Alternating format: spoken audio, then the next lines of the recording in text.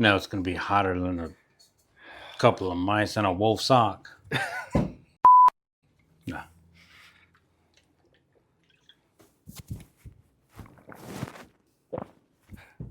What's that? Hey, man. I keep them in my hand. Do you, man? I do. You keep He-Man in your hand, man? He-Man in my hand. He-Man in your hand. I like He-Man in my hand. He-Man in your hand. He-Man in your hand. He-Man in your hand. Look out, Fred. He-Man in your hand. Dead.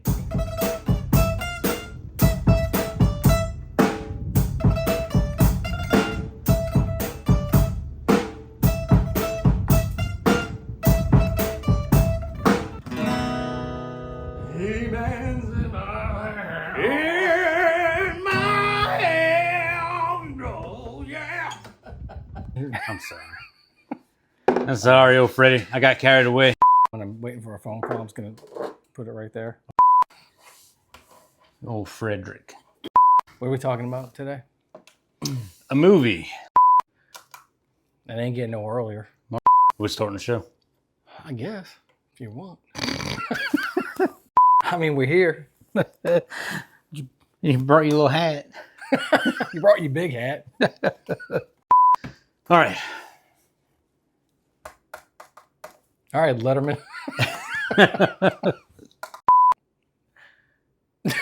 I'm going to give you the sass. Don't make me get sassy up in this.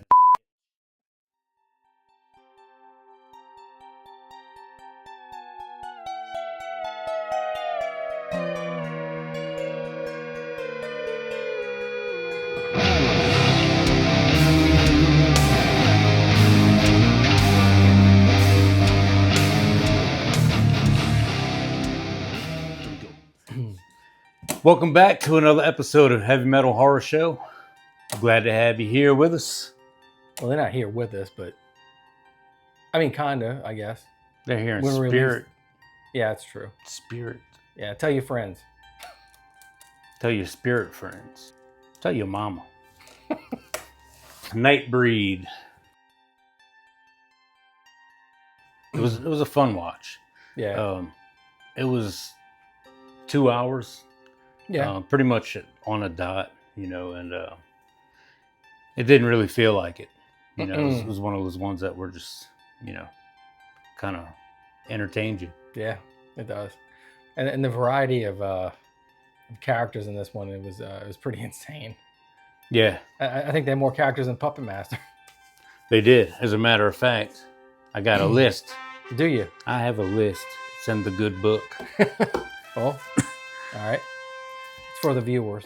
For the viewers. All right, so we had Dirk, Okay. Peliquin, Peliquin. Kinski, Narcissus. Narcissus, yeah. Narcissus. Shuna Sassy. You sure about that? Did you make that up? You sure about that? You sure about that? Devil Lude. Okay. Okay. Lude. Lewd. And you got ludes, man. You got ludes. You got lewds? No, I don't have any lewds. I wish I had lewds. Baphomet. FMA, yep. Cabal. Okay. And the wonderful Miss Rachel. They've all got crazy names, and she gets Rachel. Miss Rachel. She was the one with the black She- hair. She was a nice one. Very nice. Oh yeah. I liked her. She showed her boob I like like her. Vicky Valancourt. Valancourt. I like her. It's a list of crazy monsters Well, from the town of what was the name of that place? Nobog? No, that's the wrong movie. I'm kidding. That's the wrong movie from Oz. Median. Midian. Yeah. So this movie was intriguing because you have Boone, who's just a normal guy, and he's seeing the psychiatrist, and the psychiatrist is just this person who he completely trusts, right? And he ends up being not what he said he was. Mm-hmm. The psychiatrist tries to, the one person that's supposed to try to, help him is the one that's actually framing him in the background. He ended up being a psychotic person who was actually trying to make Boone believe that he was committing all the murders. Mm-hmm. So he would, Boone would confide in him, and then the psychiatrist, Decker, would look for people, I guess, that Boone described in his imagination, recreate what Boone told him he dreamt, and then try to convince Boone that he actually committed those crimes. Mm-hmm. It's pretty messed up. Yeah. But the one thing about psychiatrist Decker was that he was really intrigued with a place called Midian that Boone often referred to in his sessions with him. And his psychiatrist Decker was convinced that Midian was a real place and that he could belong there, and he wanted to go there. He ends up giving Boone these hallucinogenics. Yeah. Boone didn't realize that they were hallucinogenics. He thought it was lithium. And then he ends up in a psychiatry ward, and that's when he meets Narcissus. Yeah. But he overhears Narcissus talking about Midian. He's like looking out the window and sort of fantasizing about this place that Boone thought only he knew about. Yeah. And that's when the story really starts to take a turn. What did you think of Narcissus? His character's really cool. I liked it. Yeah. I liked his, goofy hokiness, I guess. Mm-hmm. Yeah, he provides a lot of comedy relief throughout the whole movie. Yeah, he did do that now. He did. What did you think about the character's aesthetic? You had like such a variety of characters. One would think that there's no rhyme or reason to it, right? Like they don't belong to like a certain group or anything like that. Not like a bunch of vampires or right. a den of wolves or something. Exactly, yeah. So I think it was intentional. I think it was each person was intentionally different in this movie for that underlying theme. That lent a lot to the uniqueness of this movie. I mean, you have all these different characters who they all know in some way that they're different. They're not like a typical person you'd run into, and they sort of band together, and it was a really unique vibe. And also another thing that I like, and I know I've mentioned this a few times in a few of the shows, but one thing that I really like is the fact that the CGI was non-existent. Some people, there's nothing wrong with CGI, but so much work goes into the makeup, the effects, like the real live action effects and things like that. And that's what this movie gave you, and it was actually, I think, on the cutting edge of what was possible in 1990. Yeah. So I mean, it's still good today. It still holds up. So it's one of my favorites. I saw it as a kid, and it's still one of my favorites. Yeah. They definitely thought outside of the box, or at least you can count on Clive Barker to do that. Yeah. It's a very unique movie. What did you think when you first saw all the different characters in this movie? And because it is much different than other movies that we've seen. I thought they looked crazy. Right. Kind of, I don't know. Yeah, it's like you try to make sense of it and like, but there is no rhyme or reason. Yeah, it was like, what is this guy supposed to be? What is this dude? Right. What is she doing? Like, yeah. But it's like you said, it's cool. It's like all the misfits, Yeah. just hanging out, taking care of each other, kind of. Yeah. Kind of like a metal scene or something. Right. This movie was basically about. Hang on.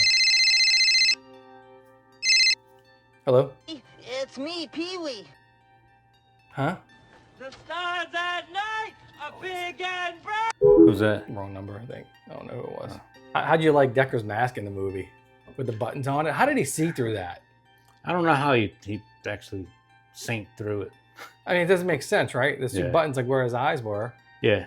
I thought it looked awesome. Like, it looks awesome. Like it looked really, really cool on him. It was simple. Right. It's like a burlap burlap sack or something. Yeah, like the but- mouth was kind of like sagging. You know, Yeah. like But it was awesome, yeah. you know. But I couldn't help but wonder the whole time, like, how is he seeing through this mask? Yeah. You know. If you like '90s music,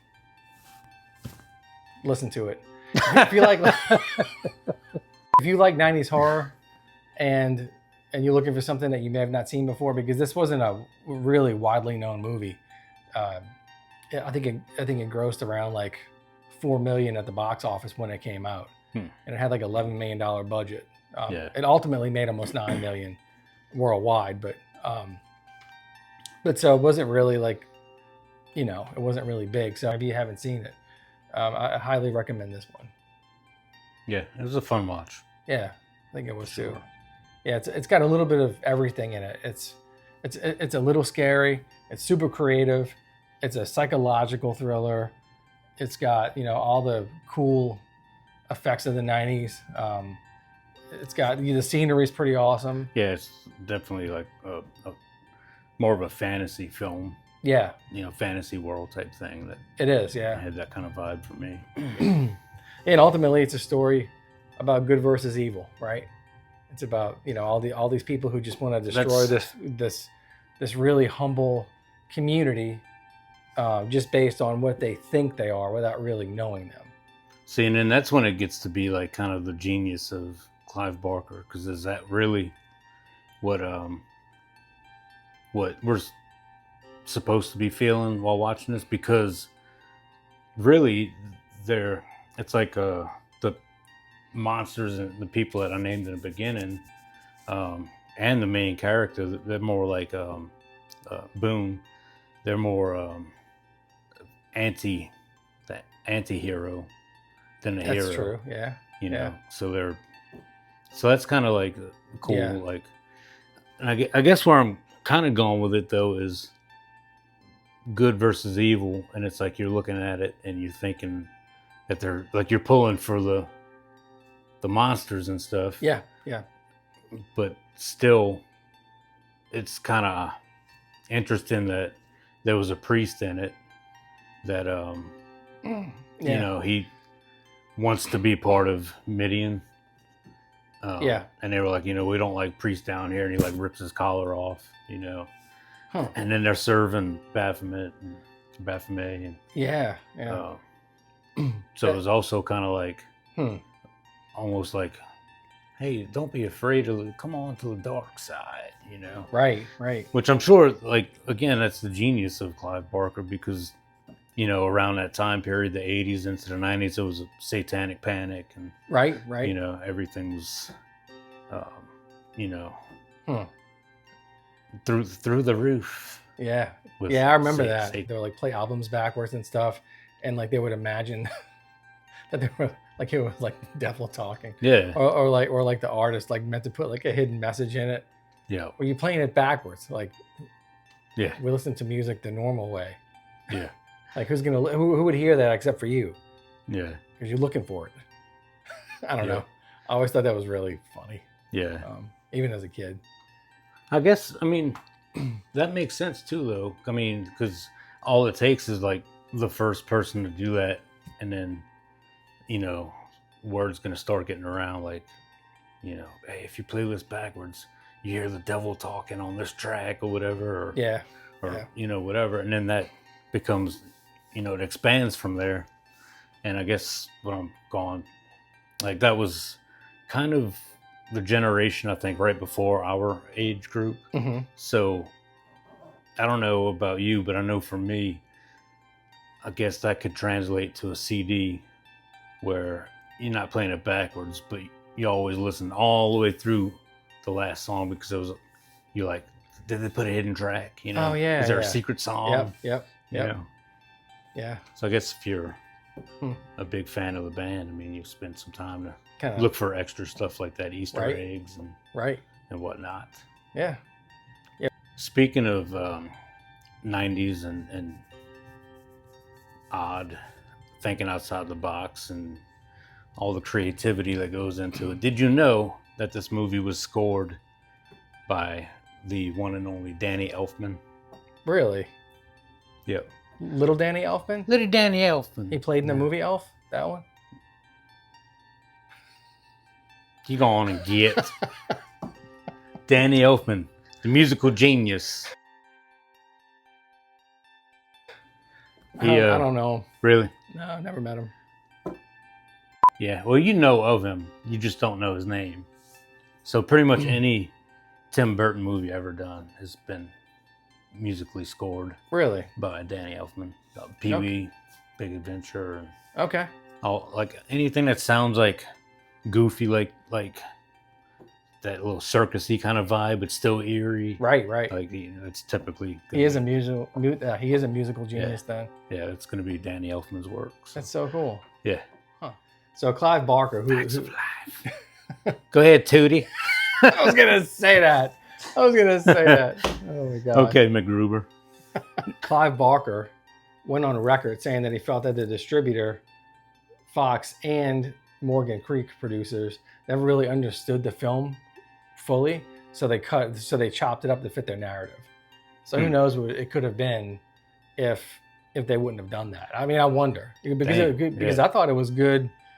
The ideas themselves, conceptually in a vacuum, were great in this movie. Yeah. And I thought that the story flowed, but I mean, I can't imagine like what he meant by that. I'd love to see the uncut Clive Barker version of it. Mm-hmm. You know? Yeah. He went on record saying that. Yeah, I could see that too. There were some parts in the movie where I was just like, how did we get here? Or yeah. Or why is this happening all of a sudden or whatever? Right, right. I guess that explains why they probably cut out important parts. Right. Wow. And maybe also they cut it down. I don't know what the theatrical release was, but I believe it was the director's cut that I watched in the last day or so, and that one was 2 hours. Okay. So I just wonder if if there's something beyond director's cut, then how long was that? They do have one where like they sort of talk through it as well. So nice. I haven't sat down to watch it. I have the Blu-ray of it. Yeah. I like to actually talk through it. Cool. Some of it. So I thought that was pretty cool. Yeah. I have to check that out. So Lori Winston, who plays Ann Bobby, Boone's girlfriend in the movie, actually sings live "Johnny Get Angry." She was a singer too. Oh yeah. Yeah. So it's cool. Yeah, I thought that was pretty cool. The scene with the pickup truck crashing into Midian, that was done in one take, and it was with a miniature model of a truck. Really? Yeah. Yeah. That's cool, man. Yeah, but it looked real. I mean, I never gave it a second thought, really. Yeah, I want to rewatch that part now. Yeah, I have to watch it again. Yeah, Rutger Hauer and Christopher Lambert were both considered for the role of Boone before Craig Sheffer got it. Oh yeah. Yep. Christopher Lambert. Yep. It's Highlander, right? Yeah. Yeah. And Raiden. Yeah. Yep. Yeah. The old Mortal Kombat. Yeah. The original movie. Yeah, that would have made it a the little voiced different. one. That was a good movie. It was. There's a world where there's a world that we live on, and it's called the Earth. So there's I can't say this without laughing now. Could you laugh at nothing before? Why are you laughing at me? You always laughing at me. I can't help it. There's a world out there where the monsters of Nightbreed, the monsters of Midian, actually cross paths with the Cenobites from Hellraiser. Really? Yeah, Clive Barker mashed them up, but it's only in the comic book world. Oh man. Yeah. I was gonna say if that's in a movie and I didn't see it, like I need to watch it. Get your read on.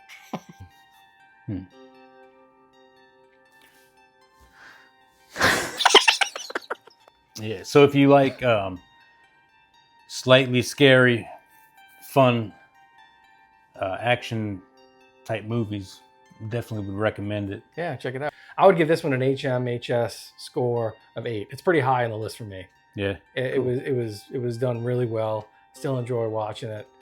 So I'd give it an 8. Nice. What would you give it?